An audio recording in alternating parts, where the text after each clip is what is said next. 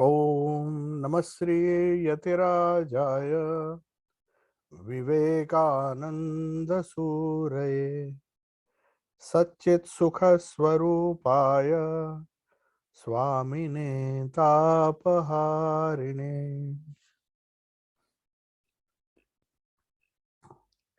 So we will continue the sutra number 5 because it is a very important sutra and there are some intimate connections between Vedanta and the system of yoga. Vedanta believes in samskaras, the idea of samskaras, or also impulses, udvega as it is known in Vedanta. And klesha, the word klesha as Patanjali has used it, it can be used even in the sense of samskara. Vedanta uses samskara mainly because that is what they say, the innate or the inherent impressions that a human being has and the potential form of our thoughts, the possible thoughts. So when you say a person is behaving in a way in which he is helplessly behaving in a way, good or bad, that is because of his samskaras. When Duryodhana said to Sri Krishna when he was lying on the battlefield, almost about to die, he blames Krishna for everything. And though he knew what adharma was, he says, I had no choice but to follow adharma. You have made my mind in such a way that my samskaras forced me, even in spite of knowing what adharma is, I cannot find out a way how not to follow adharma. I know what dharma is. I do not know of a way to follow only dharma, as Yudhishthira did. That's why Yudhishthira was known as Dharma Raja, one who always followed dharma, even if it meant tremendous difficulty, tremendous struggle. He didn't mind. So he always followed the path of dharma. And Duryodhana, on the other hand, followed always adharma, though he knew what dharma was. He was not able to follow dharma, and that is because of samskaras. That is why it is so important, because this question is such an important question which determines our behavior. That's why I thought maybe one or two more classes I need to take on this sutra number 5. How the 5 kleshas, which are both samskaras as well as our impulses which prompt us to action, they act. Meditation is a far, far, far difficult thing than handling the kleshas. So we are in the beginning of sadhana pada, which is just the 5th sutra, and some people would prefer to jump to the ideas. They just want to meditate and they want to try and meditate even before they know what the kleshas are and how they can handle them. We are so helpless under the influence of these kleshas. That is why Patanjali has discussed a lot. But there is a subtle difference between the samskaras as we normally talk, the idea of karma, idea of rebirth, how our karma decides what we will do in this life. All these things have to be discussed in great detail. That is why this 4th, then the 5th sutra, which gives a list of different uh, kleshas. So first, before we even start the 4th sutra, I'll recapitulate and point out one basic difference between Vedanta and yoga. It's a minor difference, but when we use samskaras, when I say klesha, I also mean impulses. Udvega. Udvega means Patanjali has made it very simple. In fact, if you see Western psychology, there are hundreds of udvegas. We get confused. We say jealousy, envy. Even in Vedanta and other scriptures, Hindu scriptures, we have these different Shadripu, that is 6 enemies. There are so many classifications of this klesha. Though they don't use the word klesha, Patanjali is the only one who uses this word known as klesha. Klesha means pain bearing, klishta, pain bearing impressions or pain bearing samskaras. So, since the goal of yoga or goal of Vedanta or also the goal of Buddhism, especially, that's why Buddhism uses this word klesha also. The goal is to somehow get rid of suffering. So, how to do it? To remove these pain bearing kleshas. Because to control pain bearing thoughts, to control the thoughts of which we are aware, it is very easy. But what to do with our prasupta samskaras? Prasupta means those which are in a dormant state. So that is why there are 4 states of kleshas which we discussed, but we'll do it again because Patanjali or the commentator on Patanjali, whose name is Vyasa, we do not know whether he is the same Veda Vyasa, but Vyasa wrote a beautiful commentary on Patanjali Sutras. You see, very often we cannot understand these sutras without reading the commentary of these great people, the great, whether that Vyasa is the same Vyasa, we do not know, but that is known as Vyasa Bhashya, the commentary which Vyasa gave on Patanjali's Yoga Sutras. Sutras are very cryptic messages. It's easy to remember. We know what are the kleshas. Kleshas are avidya, smita, raga, dvesha, abhinivesha. But these are just terms. And Patanjali defines what is raga, what is dvesha, but how it impacts us. What is the difference between Vedantic samskaras and yogic concept of kleshas? Is there any difference? That is more important. You have to understand that in depth. That's why I am recapitulating what we discussed, because especially many of the questions that you ask are related to samskaras. Everybody is bothered about their own mind, and everybody, it's all are in the same boat. No matter how highly developed a soul is, he finds it equally difficult to control his own mind. Arjuna also said, this mind is so difficult to control. What is the solution? Of course, there's one whole chapter, 6th chapter of the Bhagavad Gita, where Sri Krishna advises him how to control one's mind, but he warns him. He says, mind, it is as difficult, or as Arjuna says, it is as difficult to control as to control the wind. The wind which is blowing mercilessly, our waves of the mind are also, vrittis are so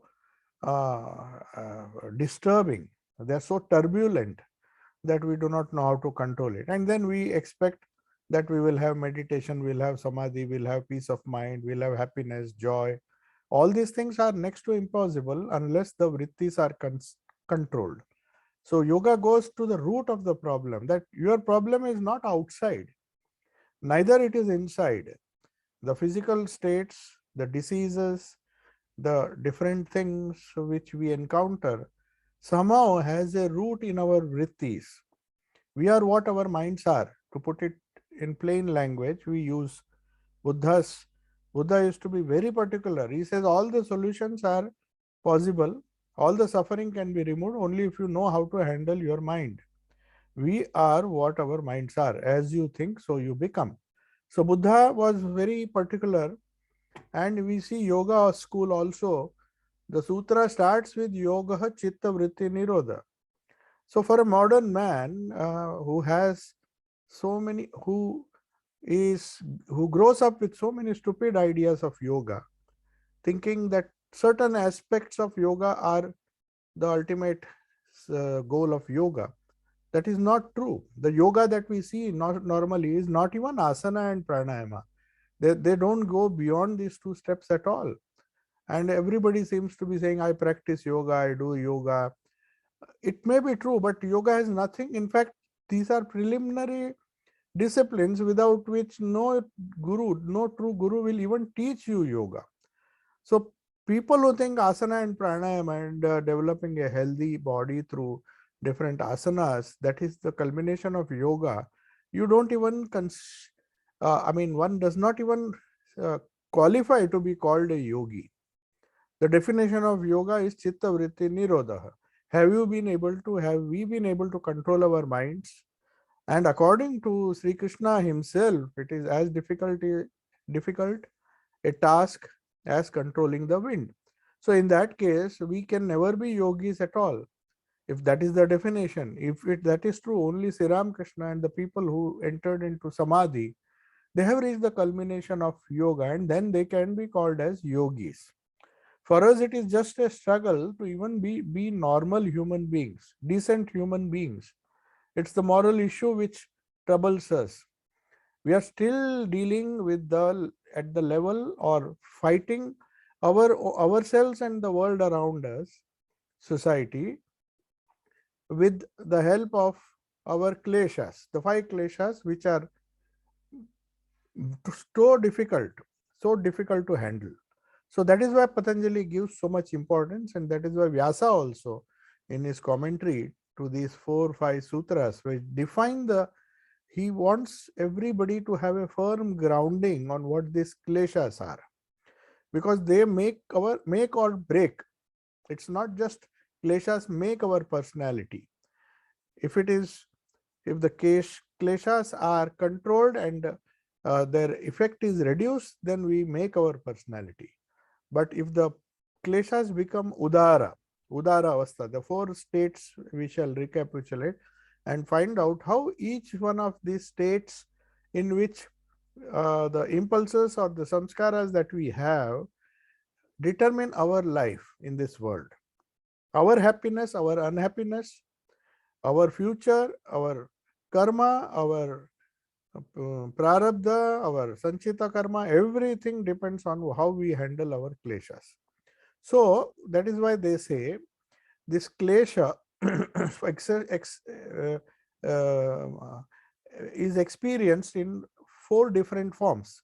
Vyasa adds a 5th, and that is known as Dagda Bija Avastha. We'll discuss what that is. But for all practical purposes, 4 types of kleshas, or 4 states of kleshas. They are not types. Kleshas are of 5 types, but the 4 states in which each one of these klesha, avidya can be dormant, avidya can be avidya and can be prasupta, avidya can be tanu, avidya can be vichinna, avidya can be udara. These are the 4 states. Similarly, we have the other kleshas. Asmita can be in prasupta state, avidya in a prasupta state. Avidya, that is ignorance, means that he appears to be wise, but his ignorance is so deep rooted. There is a saying, if you keep quiet, you are considered to be wise, but the moment you open your mouth, sometimes, in most of the cases, you showcase before the world your ignorance. As long as you are quiet and just nod your head, that's why some quiet people are mistaken for very wise people, because they don't speak. They just nod their head as if they are very wise people. But if you press them and ask them to speak or express their opinion on certain things, they are so unclear in their mind, then all the ignorance comes out. So when avidya is in the prasupta state, you think these people are sages.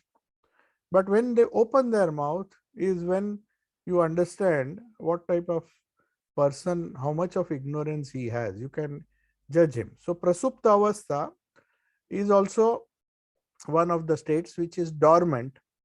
Similarly, prasupta or tanukarana.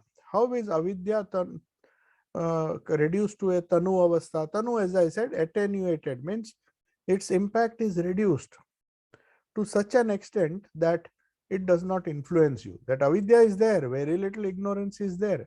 Especially in great sadhakas, you will find this tanu avastha. They have some remnants of their old samskaras. They appear to be ignorant, but immediately they manage to remove that ignorance and knowledge flashes upon them. They may make mistakes. They may just are about to make mistakes. But the moment they are about to make mistakes, we say it's the grace of God that they somehow escape. They somehow escape. They never seem to be caught in bondage. That's why they say Divine Mother, in Nag Mahashay's case, it was famously said that whenever Mahamaya came with a net to bind him, Nagmashe somehow managed to escape. He had a different method. He was so humble and so egoless. He had absolutely no asmita. Asmita is ego. He had no ego. So Mahamaya cannot bind a person who is egoless.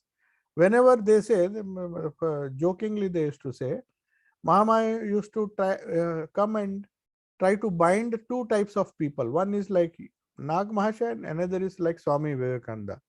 But in both the cases, she failed. Why? Said in Nag Mahasaya's case, whenever Mahamaya came with her net, this is just of course figurative way of explaining. Nagmasha was a great devotee. He totally surrendered his life to Sri Ram Krishna, and he had absolutely no ego of his own. He was so humble. So Mahamaya could not bind him, because if avidya is not there, or avidya or asmita is not there, that klesha gives rise to raga, dvesha and abhinivesha. So the second klesha itself is not present, then no matter how much Mahamaya tries to bind him in, Mahamaya, there is a Vidya Maya and Avidya Maya. Avidya Maya tries to bind a person, put him in more and more bondage, bind him, imprison him in the walls of, say, relationships, family, and social contacts. So the more the Mahamaya decides to bind us, the more the walls of imprisonment we find ourselves, we cannot escape. They keep on adding, we keep on adding these contacts. So but Nagmasha was very clever, and according to Thakur, he whenever Mahamaya came to bind him, though he was a householder, but he was more than a sannyasin, because he was so devoted to Thakur. And Sri Ramakrishna was immensely pleased. Even Holy Mother was very pleased with this Nag Mahashay. So jokingly they used to say that Mahamaya tried very hard to imprison Nag Mahashay, but he escaped because he became so small that he escaped through the holes of the net. Whereas in Swamiji's case, the opposite thing happened. No matter how big the net was, Swamiji always went on growing, and he could touch the infinite at an instant. He used to go into samadhi. He followed the path of Advaita. So that's why sometimes we feel that Swamiji is full of ego or something like that. When he says I, we think, oh, what kind of egoistic person he is.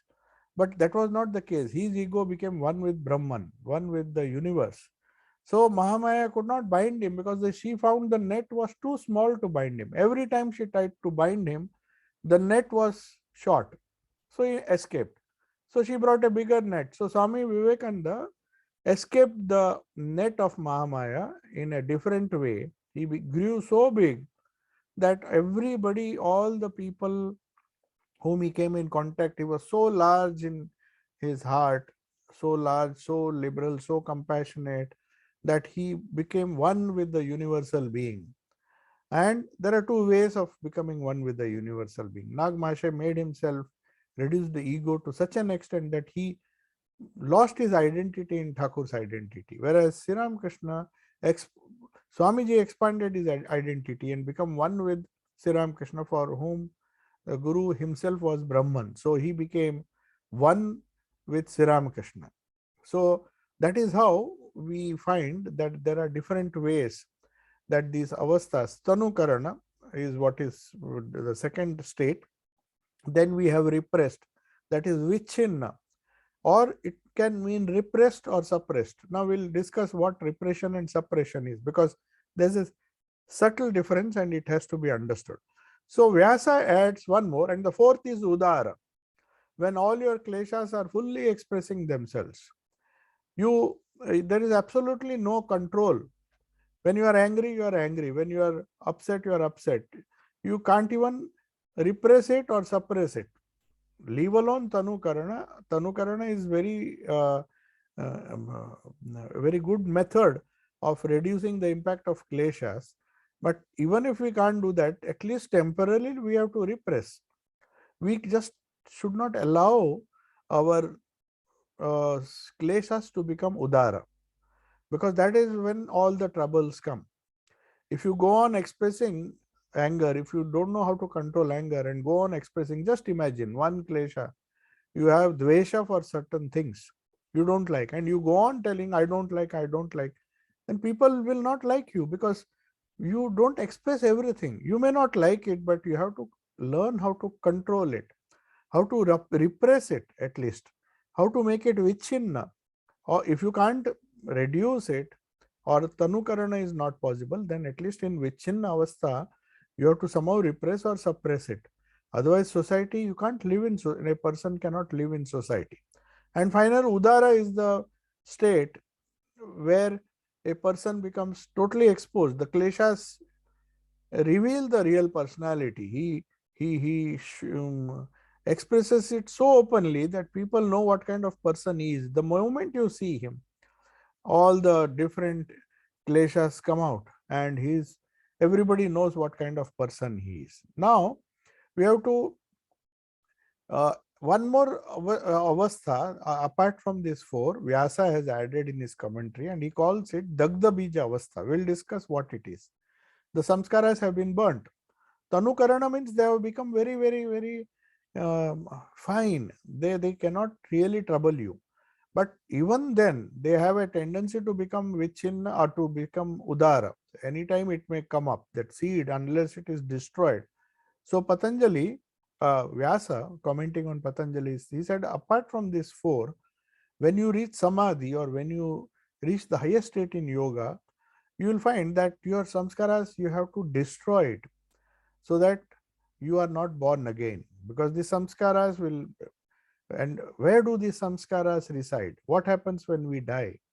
So all these things, they are uh, connected with our future. So now we come to the prasupta avastha. It is known as, very nicely defined by Patanjali, Vyasa, when he says the existence of kleshas in the mind in a potential state like a seed. So he just gives an example of this. So now the Tanu Avastha is, already we have mentioned this Tanu Avastha. It is attained through Kriya Yoga, how to effect Tanukaran of our kleshas, how to reduce their impact. So we have to do tapas, swadhyaya, Ishwar pranidhana, which we discussed. We are not going to discuss that. It gradually weakens. There is no shortcut to handle these samskaras. You have to continuously do tapas. We have discussed what tapas is in great detail. Swadhyaya, trying to understand who you are, what is the purpose of your life, what is the goal of your life, and try to study human being in depth. As you know, we have started the Wednesday class. So Monday is the only day we don't discuss anything. So Wednesday from 7 to 8, we are trying to discuss a very important topic, which is something like Swadhyaya, trying to understand the human possibilities. As the Upanishads, as yoga and other scriptures, Gita and other Puranas, they describe human being in depth, not just as a physical body, not just as a body, sukshma body, but also going beyond the personality and trying to find out what are the latent human possibilities. The possibilities are immense. We are not even expressing a minuscule percentage of what we are capable of. When we become true yogis, according to yoga, you are fully expressing your personality. So this swadhyaya we will be doing on Wednesday, when we will be discussing the unlimited human possibilities, or the human possibilities, the science of human possibilities according to Vedanta. Vedanta and the science of human possibilities.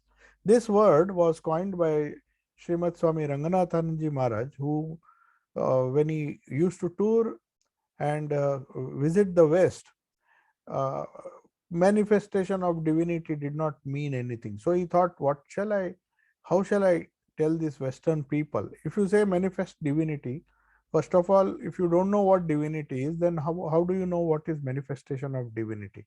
It is just a word. Though Swamiji uses it, the goal of life is to manifest this divinity within. Now people will ask, what is this divinity within? How do we manifest it? Are we not manifesting it right from childhood? The answer is no, because you don't understand what are the possibilities. So Ranganathanji decided, in his book you will find, he will always call Vedanta the science of human possibilities. Vedanta is nothing other than exploring the limits of the possibilities that you have within yourself. They don't say that one should not be intellectually very sharp. That is one possibility at the lower level. They also don't say that you can't be rich, you can't be, there are many things, but they are gross. You have to understand how much importance you have to give to your Annamaya Kosha, to your Pranamaya Kosha, having a fit and perfect body, how much you should give to your intellectual training. We train a person so hard, you make him so skilled that he become a skilled demon, because he has not been given the training in how to handle his kleshas. So he has knowledge, he has academic excellence, and he does not know how to use it, and finally misuses it and destroys himself and the whole world. So that is how the human possibilities, if you are exploring it, there's nothing wrong in exploring the limits of physical strength. There's no harm, but we should not stay at that. We have to grow. Then we try to find out through pranayama how to handle the pranas, which are day and night influencing us. When we succeed in mastering that, then we are asked to go a step ahead. So first three steps are yama, niyama, asana, and pranayama. So after that, four more states are there according to that. Explore that helps us to explore the science of human possibilities. But most of us stop at that. Every parent wishes his child to have academic excellence for what they themselves don't know. They say, no, you have to get good marks, you have to be academically excellent, maybe to get a good job or maybe to do good business. But then what about the rest of his personality?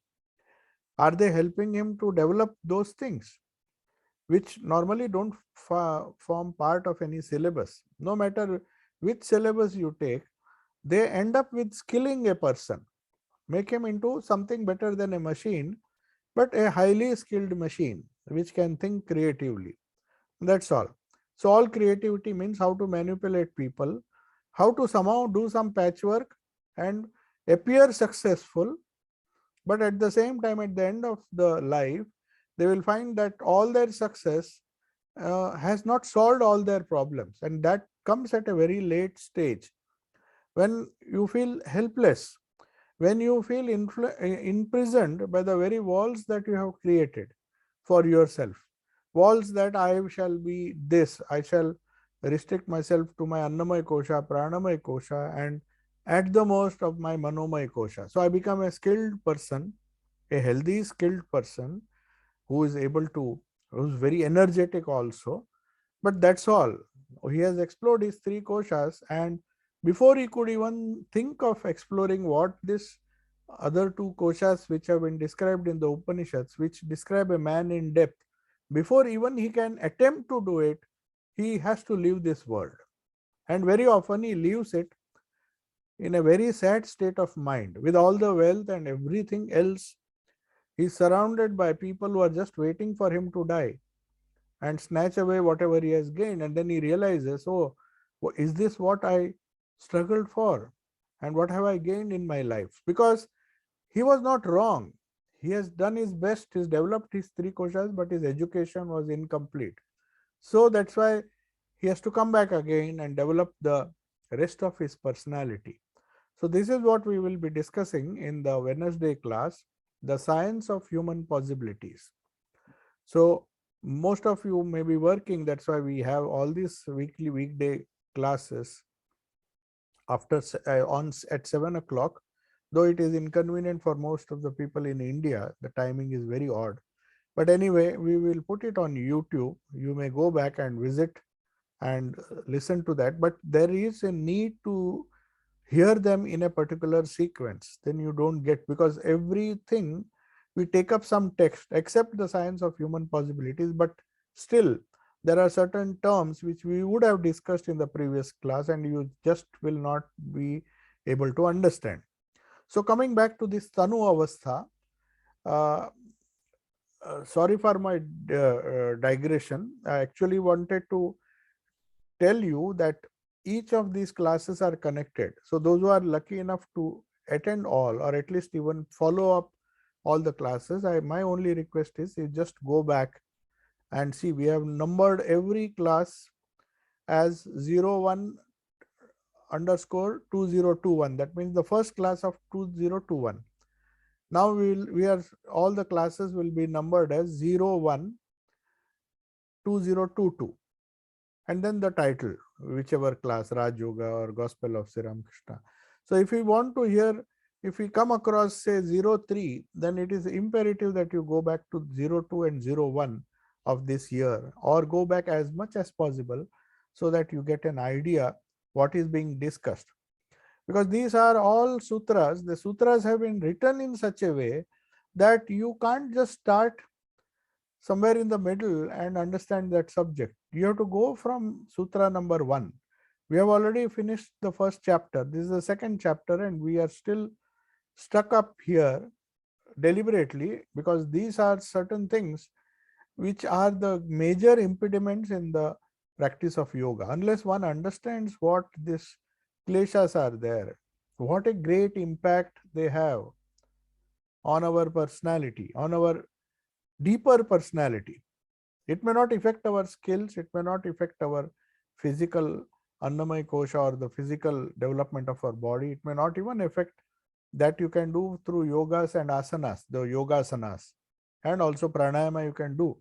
But to take care of our mind, the higher aspects of the mind, where these kleshas don't interfere, this turbulent mind, which is a very, very poor instrument, in spite of having the best body, in spite of having the best skills, in spite of having wonderful control and health, if one does not know how to handle this kleshas, the most wisest person will come to grief sooner or later. So this Tanutva is in Vyasa. He gives a beautiful explanation how this constant practice of tapas, swadhyaya and Ishwar pranidhana, surrendering our will, our asmita to at the feet of God. That is the easiest way, the path of bhakti. But here we are discussing yoga, but even in yoga, there is place for Ishvara pranidhana. That what it does is, it removes a huge load from our minds. Because we say, I don't know anything, it is God who is doing it. Otherwise, if you carry your own burden or your complexes and you feel responsible for everything, then it can be a very, very difficult life. You feel tense at everything, you feel anxious at everything. Let God decide. For a change, let us try this path, Ishvara Pranidhana. That is what Patanjali says.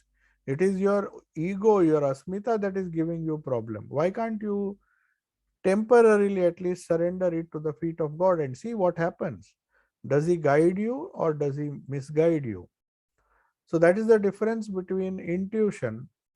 When you surrender the will through Ishwar Pranidhana at the feet of the Lord, whom you worship in whichever form, then what happens is you get a subtle kind of intuitive power which should not be mistaken for the emotional or you may say unnatural way of thinking. That there is certain traumas we have. We have klesha means nothing but when kleshas are at their prime, when they are in the udara avastha, our kleshas can give rise to traumatic experience. I'm not talking of physical trauma. It is those physical trauma is of course obviously very painful, but mental trauma.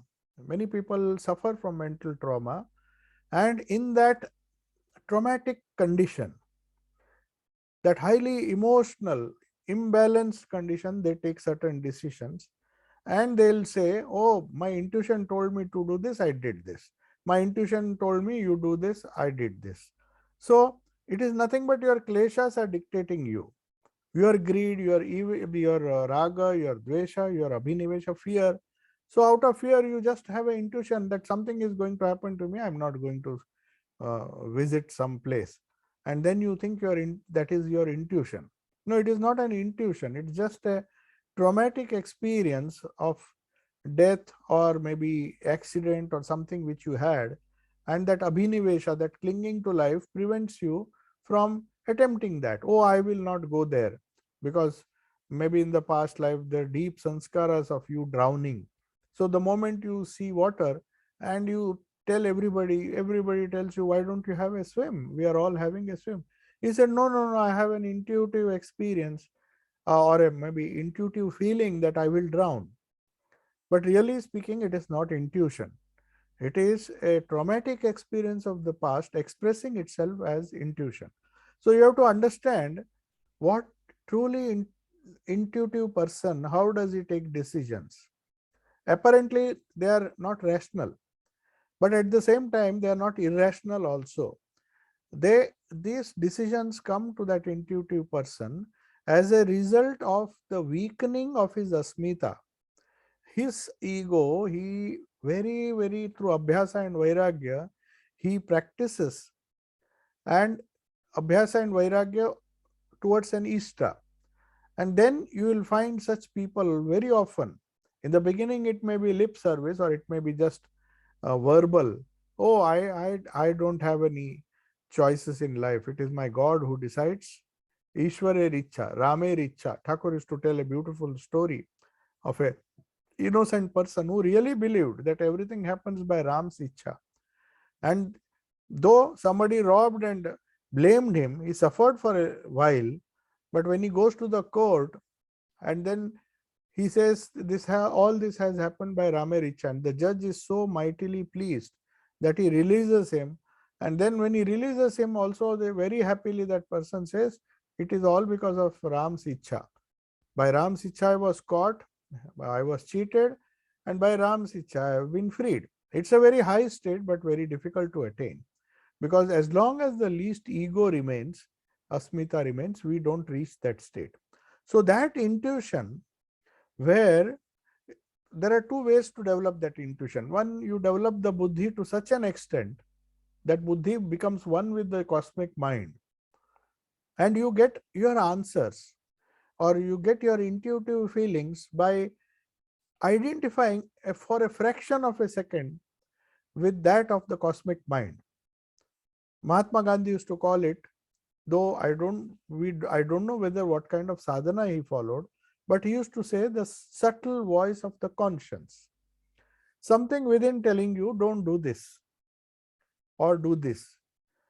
But if you find that when you are taking certain decisions based on intuition, you can't call every feeling that you get, every traumatic experience of the past can inspire you to do certain things and not do certain things. That is not intuition. Though you can defy logic, there are people who say, oh, I will go, I will somehow climb this mountain, no matter, because they don't have the fear of falling or dying.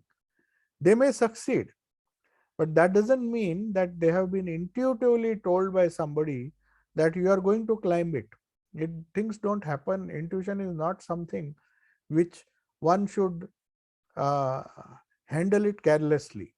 Intuition should be used if one is sure, and one can be sure of one's intuition if one really surrenders to a higher power, whether you call it Ishta, whether you call it Divine Mother.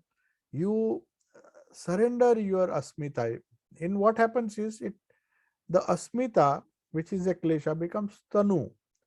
It becomes so fine, like Nagmashe, that he intuitively knew how he should act. Nobody had to tell him what dharma is, what adharma is. So this tanutva, according to yoga, according to Vyasa, as you all know, they don't believe in the person.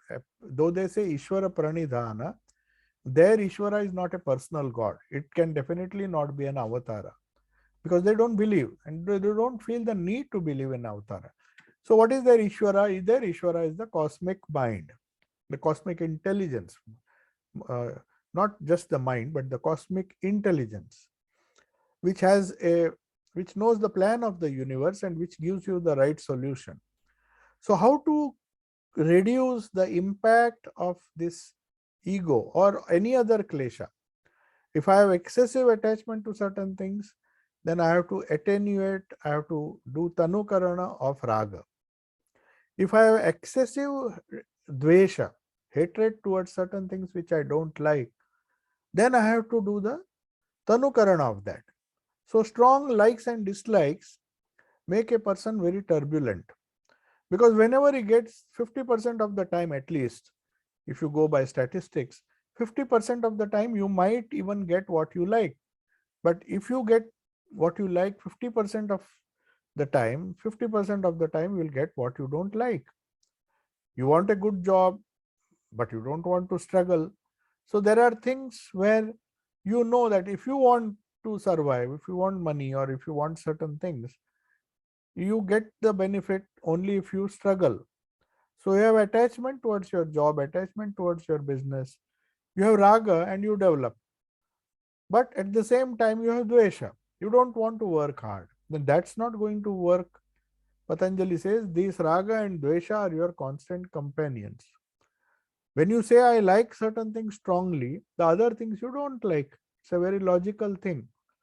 If I like certain people and hate certain people, or have dvesha, so in both cases, it is harmful. Raga is as harmful as dvesha. Dvesha, of course, appears to be more harmful than raga, because hatred will never get you anywhere. But people don't understand that even raga can be terribly binding. Attachment to certain gross things, not the higher things. That is why they call devotion to God, devotion to Guru as anuraga. They never say raga, I have raga for my Guru. No, that doesn't happen. Raga is always used in the gross sense. You have raga for grosser things, but if you have grosser raga for higher things, then it is known as anuraga. Anuraga is yearning. So you don't say I have a raga for God. Of course, it is the same raga, but directed in a positive direction. So attachment to the Lord, or attachment to the spirit or higher things of life, they slowly release you from the clutches, from the imprisonment of the walls that you have built of your lower ragas.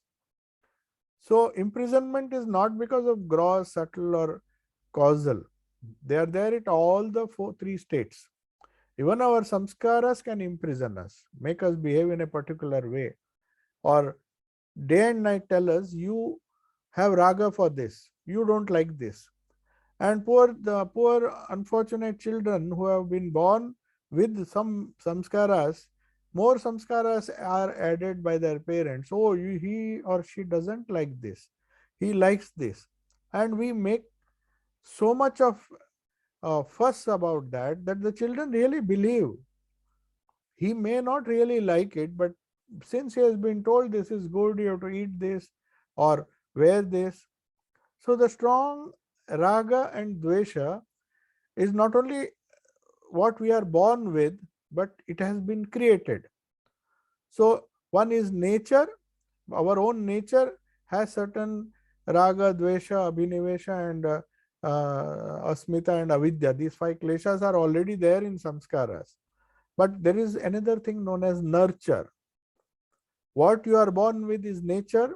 What you acquire by the uh, by the good intentions or the stupid intentions of our parents, peers, and our teachers, they can be both ways. You can nurture a child in a proper way, or you can destroy it by giving him more samskaras, which increase the gross raga, gross dvesha, and gross clinging to life. Actually, proper training, proper education, or proper development of the human possibilities lies in teaching the child yoga.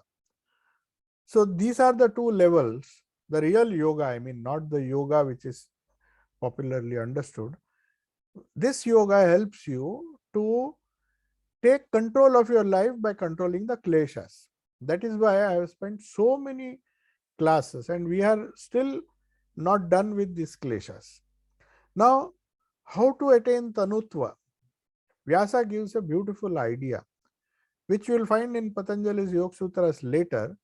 But he says it is by the practice of, one is Ishwar Pranidhana, you pray to God all your problems sincerely. But suppose for some reason you can't pray to God, then you can do one thing. It is Pratipaksha Bhavanam. Pratipaksha Bhavanam, what does he mean by Pratipaksha Bhavanam? It means it is nothing but Kriya Yoga itself. Kriya Yoga or Karma Yoga, it is known as Kriya Yoga in this Patanjali's Yoga Sutra. So there are different interpretation. The practice of contraries of kleshas. If you have raga, you have an opposite feeling towards it. Pratipaksha. Practice of contrary feelings of kleshas. That will neutralize. Like two, one positive, and if you do minus and plus together, plus 2 and minus 2 becomes 0. So if you want to remove the klesha, you have to do exactly the opposite of what your mind tells you to do. It is as simple as that. So that is the definition of Kriya Yoga. In fact, Karma Yoga means you do what your mind tells you not to do. Your samskaras tell you, oh, this is unpleasant. But I challenge that. I said, I am not going to be imprisoned by my kleshas.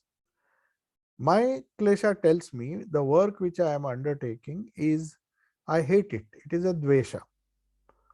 Then I will tell that I will remove these samskaras. Why do I hate certain things?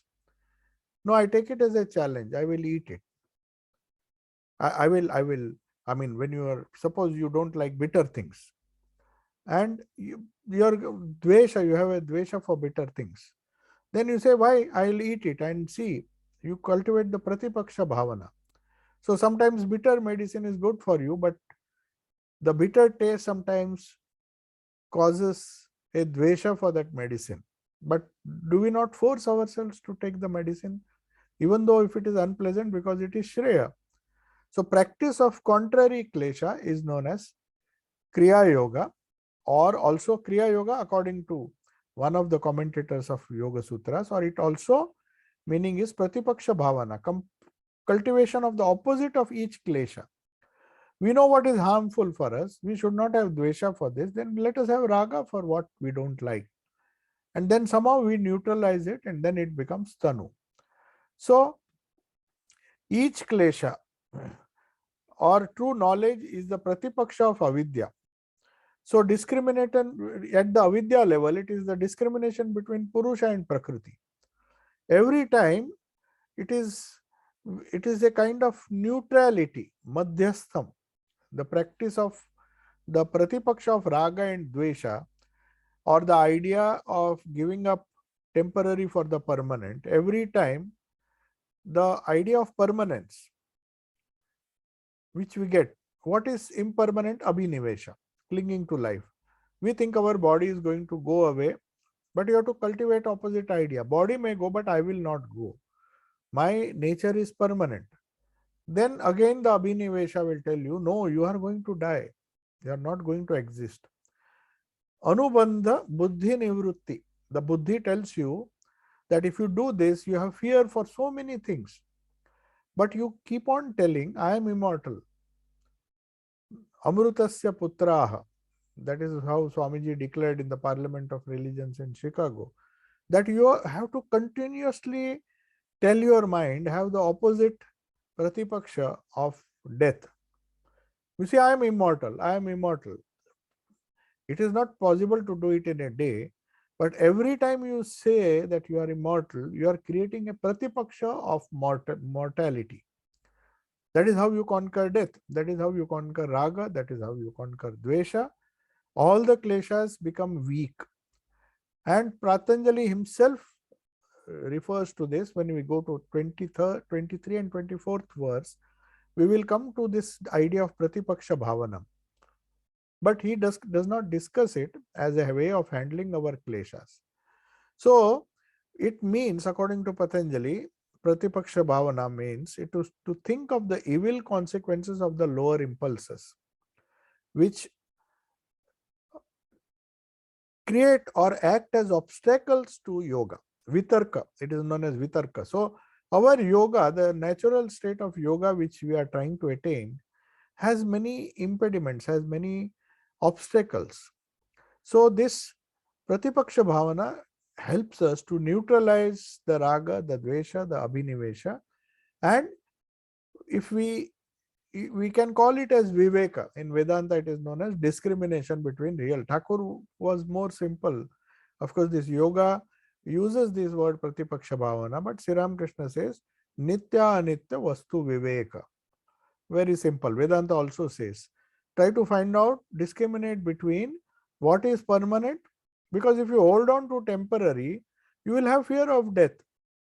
If you shout and even if you wish that your body will live eternally, it is not going to remove. So Vedanta says give up the idea of holding on to anything gross as permanent. Along with that, you have to give up slowly, give up your attachment, not give up these things. These things will remain. That is part of Prakriti, they will not go.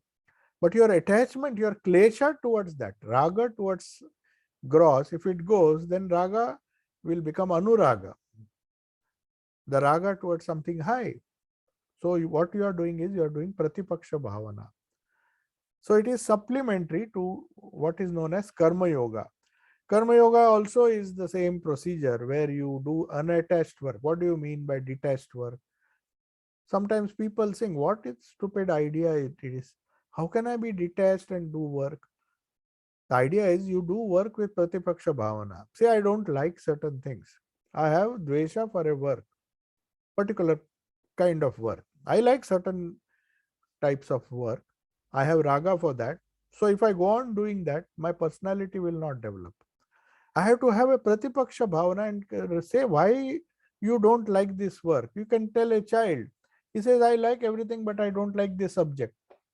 He said, just try to analyze why you don't understand, why you don't like. For a change, try to create the opposite impression, the opposite feeling for that particular uh, type of thing or a particular subject which you are hating now. It is a dvesha, but make it a raga. So this is the process known as sublimation. In modern psychology, this Pratipaksha Bhavana, from the point of view of modern psychology, it is nothing as sublimation. The process of sublimation means we do not know how it is used by the modern psychiatrists because they are still gross in their approach to treating these diseases.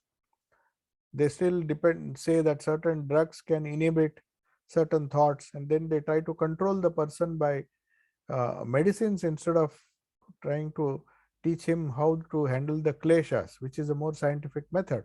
Anyway, the process of directing the energy, this Pratipaksha Bhavana in the modern psychological context, suppose you want to explain to a psychiatrist what this Pratipaksha Bhavanam is. It is a Sanskrit word, but it means nothing but directing the energies of our lower impulses, our gross impulses, into higher creative channels.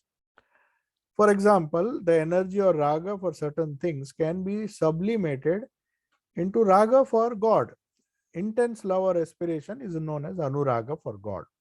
The energy of dvesha can be sublimated. How can you sublimate dvesha? Raga we understand. We direct it to God and then it becomes anuraga, love for God. And that is a positive feeling. But how can you sublimate the energy of dvesha? You hate certain things. You develop your willpower. It is known as manu. Manu means that actually the word man has come from manu. Why do you say, oh, he's a man? He's a man means he has willpower to assert and overcome obstacles. Man not in the biological sense, but when you say he's a man, the famous poem, if is a beautiful poem by, I forgot the poet's name. It is Robert Frost, or I'm not very sure, but in that if, finally, Rudyard Kipling, it is Rudyard Kipling who wrote the beautiful poem If. And then There are so many conditions. They are nothing but Pratipaksha Bhavana only. If you can do this, my son, then you will be called a man. So here it is, all these languages are so wonderful. Sanskrit, there is a word Manu. From Manu, man has come. It is something that is determination to overcome all obstacles. Or maybe it is a result of Vairagya, the fearlessness. Energy of fear can be sublimated into self-surrender by fearlessness, Vairagya. So Swamiji pointed out, he said fear is the root klesha which is affecting us. How to remove fear? Through Vairagya. How to convert dvesha? Dvesha can be converted into a very strong willpower by doing the opposite. Somebody says, oh no, tells you again and again, oh, this job is hopeless. There's no future in this job. But you'll say, no, why? I'll enjoy the job I do. Then otherwise people would not have joined the armed forces. It's a very tough job. You have a fear of death lurking always. Does that mean that people will not take up that profession? Because there is a risk involved in that. They do it because they have the determination. And in Sanskrit, it is known as Manu. So that's why they say if you want to follow such professions, you have to be a man. Means you have to have the determination. So dvesha can be converted into a determination. No, I will do it. No matter how many obstacles. People will discourage you.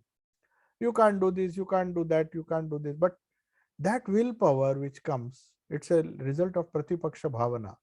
And also Pratipaksha Bhavana means the energy or fear which is now consuming you. You are fearful of many things. Fearful of ridicule, fearful of loss of money, loss of health. Many things can happen. Definitely they can happen. Our fears are genuine. It's not just the abhinivesha that we are born with. We have died so many times. We have suffered so many times in the past. So the samskara of fear is not going to do. You tell a child, oh, you don't go into the dark. There's nothing wrong in the dark, but we have been brainwashed right from childhood that darkness means some uncertainty. Something may happen, somebody may come, somebody may do this, somebody may do that. And then that gets converted into fear of the unknown or the fear of darkness. So what do? You say, no, today I'll go. In fact, Trigunathithananji once, everybody told him, you don't go, that place is haunted. You don't go, it's a crematorium. People don't even dare to go at night. So Trigunathithanji was one who had a very strong willpower. And that is what helped him in San Francisco when he built the first Hindu temple. There was so much of opposition. Only a person of his willpower could do that. He had a very strong will because of the Karma Yoga that he believed in. So he said, no, I'm going to go. No matter you people say so many stupid things, I will go to that crematorium and I will go and do what you people think is fearful. That is how he removed fear. So Pratipaksha Bhavana, we'll end with this today. There seems to be a few questions.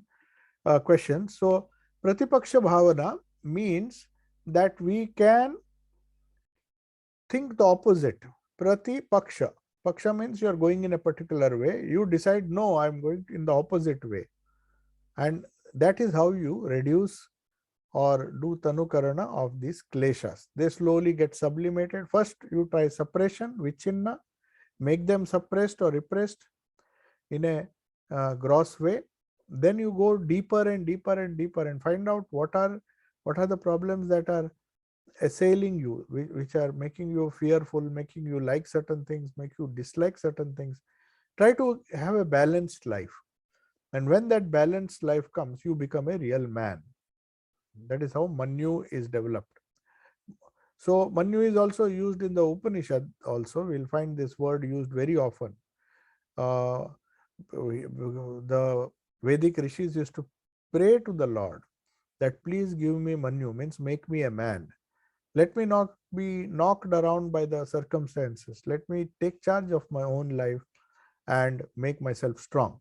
So now there are many two questions. Yeah, does repetition of mantra by those who are initiated, or maybe yes, for them repetition of the mantra make part of Ishvara Pranidhana? Definitely. Ishvara Pranidhana is self-surrender. In fact, that is what you do. That is what Mantra Diksha is all about. You do sadhana, you control your mind, you do japa. It not only does all the things that we are now discussing here, it will do Pratipaksha Bhavana, it will do everything. It will give you Vairagya, it will give you, so it will make this kleshas weaker and weaker and weaker. And this Ishvara Pranidhana means surrendering everything to the Lord. Then you surrender means what? It means you dedicate all your actions, even the japa that you do. You focus on the Lord, you meditate on Him, and then offer the fruits of all your japa to Him. That is what you have to do even after doing japa.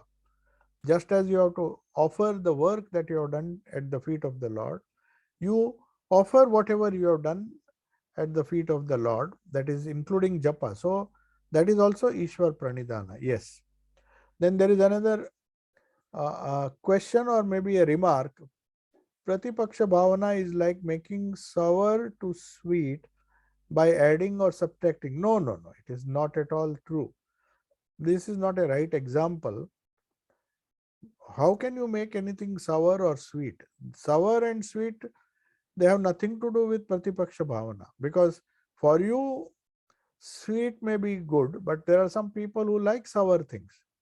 So it's not making sour into sweet or sweet into sour. These are all very gross at the level of the tongue. That is all a choice. It's an individual choice. If tamasic people, they say love sour things.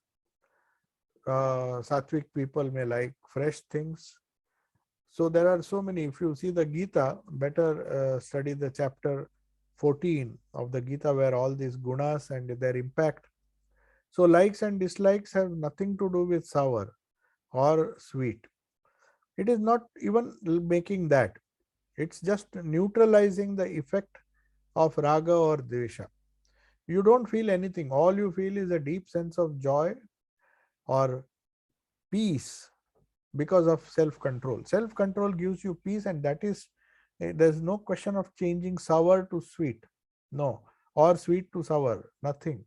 Absolutely no connection. So it is just, you can't say you make it tasteless if you want to give the example of the sourness and all. It just gives you peace. You don't jump about, your samskaras are counteracted, they become tanu, and you enjoy a peace which you have only, which we only dream of, but we never acquire in our life.